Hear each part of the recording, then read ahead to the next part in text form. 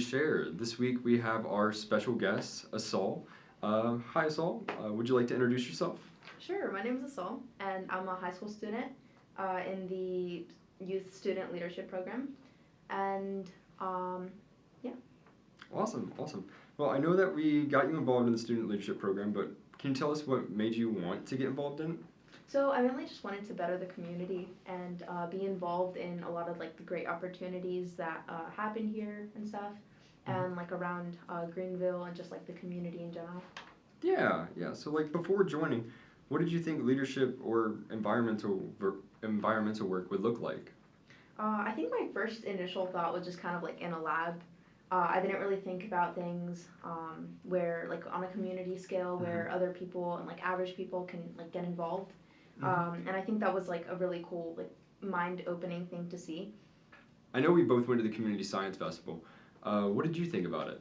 So I thought it was actually really nice. I love talking to some of the community members and just like informing them about some of the things that I've learned and like spreading that knowledge. And then I also loved the talk circle and thought that it was just a great opportunity to like talk to other community members and people who are like taking action, and then also just like talking to some of the community members. Yeah, a lot of talking was done, and I also love seeing the presentations that everyone had. There was stuff from NC State, there was stuff from our local liaisons, and even just Dr. Bowser having his table of the river and like river water in a small dish so that he could see and point out the different kind of bugs in there. So, was there a moment where you realized you had grown as a leader? Yeah, I actually started this club at my school called the Environmental Club. So, what do you guys do there?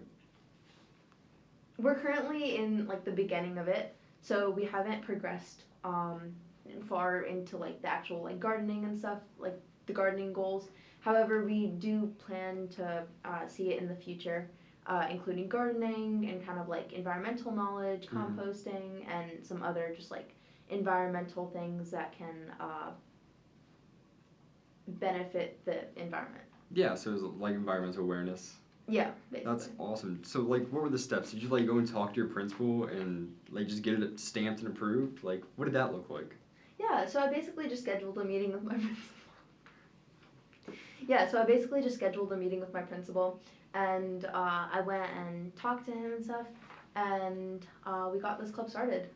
Awesome, awesome. It's good to see proactive community members. So, how has your perspective changed on your community since joining this program?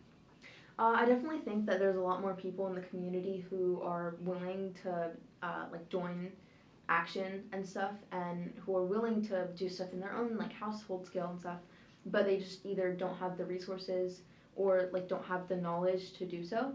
But I do definitely think that this program has helped me see that a lot of people are willing to do stuff as long as they have the like resources and the help to do it. Yeah, yeah. No, most definitely. Would you say that also kind of ties into how you see environmental issues now? Like, do you see them differently now than you did before joining this? I do definitely think that I now care more about them. Before I actually started this program, they were just like kind of just another thing that's happening in this world.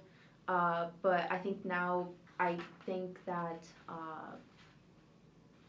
I care more about like the actual issues that are going on, such as like harmful chemicals and like other things that are happening in our environment that could potentially lead to like way worse degrading health in the future. Yeah, yeah, like water quality.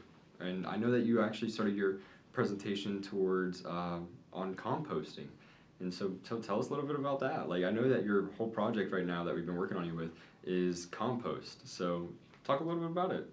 Yeah, so I mainly last year was interested in like how to actually make compost and like what things actually go into like compost and like that whole breakdown. Yeah. But I think that now this year I've been kind of more interested in like alternative uses to composting, and I have found some like really interesting things that people could do, and some things that not necessarily like households could do, but such as like compost heat recovery. Yeah, yeah, I remember that. I loved reading the paper on it, and it's on a mass scale. It's pretty cool, and it's definitely an alternative use of compost. A lot of people just see it as a way to feed their plants rather than to actually harvest some heat from it as it decomposes. And I know, speaking about heat recovery and a little bit about energy generation, I know that recently you competed in the CSI Renewable Energy Competition. How did that go? So that was actually a really fun competition. I enjoyed it, and basically competed in the wind and water division. And for wind, we were building a wind turbine, and your goal is to get the most like energy generation. And for water, it was like the same thing, but for a water tank. And for wind, I received third place, which was nice. Nice, nice. Congratulations. Thank you. And then for water, I received second place, which Sweet, was also sweet. nice. No, that's awesome. That's awesome. But did you have like some help with that from anyone at school? It was just you? What? It was just you that built the whole thing? Yeah. Awesome. That is so awesome.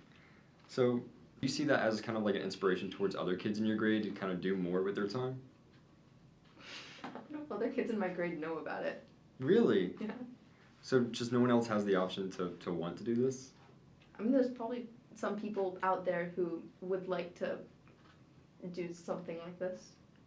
So, what kind of impact do you hope that your work has on the community?